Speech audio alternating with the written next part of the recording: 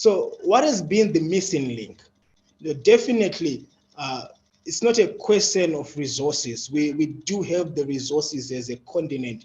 And I believe it's also not a question of skilled personnel. I tell you, Africa is one of the biggest exporters of human personnel. So what I've grown to appreciate is the missing link in the development agenda of Africa is good leadership.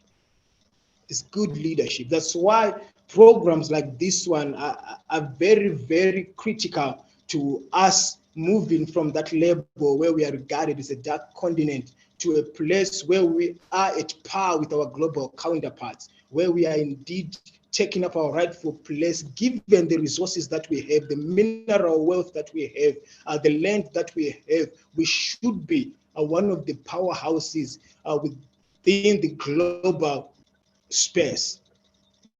Now, what is it that has really contributed to us missing this critical link, which is good leadership? I'd like to introduce to you the whole concept of what is called a worldview.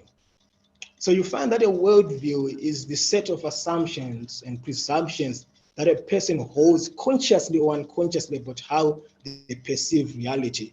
So you find that it provides the basis for behavior, for thought and assumptions, which govern how we live. So worldview is the underlying set of ideas that enables people to cope with life in a given culture. So it is, I believe, the African leadership worldview that has been our biggest challenge to our development as a people. Now, you would appreciate that many efforts have been made in trying to address bad leadership in Africa.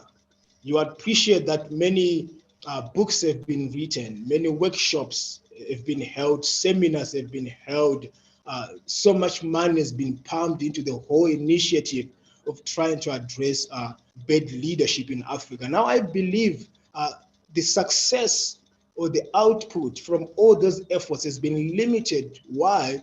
Because all those efforts have been primarily focusing on leadership practice. So the efforts have been trying to address leadership practice and undermining the place or the role of leadership theory. So this is where the whole concept of worldview comes in. Because once worldview of leadership informs how they're going to practice leadership. So in other words, once theory of leadership informs how they're going to practice leadership. So many efforts have failed to address the theory behind the leadership practice within the African context. And I'm only talking of Africa, not to say that this is just a challenge which is synonymous with Africa. You find that this is a global challenge in many contexts where the emphasis is placed on practice rather than on theory. But as you appreciate that a person's worldview is the one which informs how they will practice and live out every other concept in life. So you find that your worldview regarding success will inform how you will pursue success. Your worldview regarding marriage even will inform how you pursue marriage and even practice marriage. So it's the same thing when it comes to leadership. It's the same thing when it comes to development even. Your worldview regarding all those concepts will inform how you ultimately live out those concepts. So a person's worldview is reinforced through repetition of familiar actions and is generally taken for granted until one encounters a different worldview, which forces them to analyze why they do what they do or to perceive things in a different way. So until we get to a place where we begin to engage with the current worldview, it will be difficult for us to be able to address this leadership challenge that we are having in Africa in order to bring the much needed change, the much needed growth, and the much needed transformation that we need to see in Africa. Now, tied to the whole concept of worldship is the concept of religion. We need to appreciate that there's a very, very close, tightly knit relationship between one's worldview and one's religion. And in most cases, you'll find that religion dictates and shapes the worldview of a person. In other words, religion is at the core of a person's worldview. So this is why it's very important for us to look at this historical religious journey that Africa has taken. Because as we understand this religious journey that we have taken as Africa, we get to have a better appreciation of how we have developed the current leadership worldview that we have. So one's worldview is therefore essentially a manifestation of the underlying religious beliefs. And this close interplay between religion and worldview is very critical to leadership development, as it implies that we should not simply seek to have a change in leadership practice without addressing the underlying worldviews.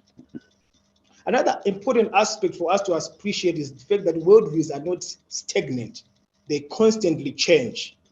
So you find that the traditional primal worldview of the 19th century is not what is now in the 21st century, even though there may be several continuities. And I always find this to be very interesting when people make reference to African traditional religion.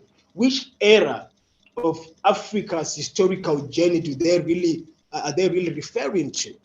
So that is a gray area that many people are not very conversant with. But we need to appreciate that our worldview, which means even our African traditional religion, has not been stagnant. It has been constantly changing as it has been interacting with different external forces. So you find that this dynamism of worldviews demand that leaders must therefore be keen to keep abreast with changes in their own worldview and in the worldviews of the people that they seek to lead or that they lead. So as Africa, we need to appreciate that Africa is informed by two broad worldviews, all right? The traditional African worldview and what I would like to call the contemporary African worldview. You get to appreciate what I mean by the contemporary African worldview as we continue with our conversation.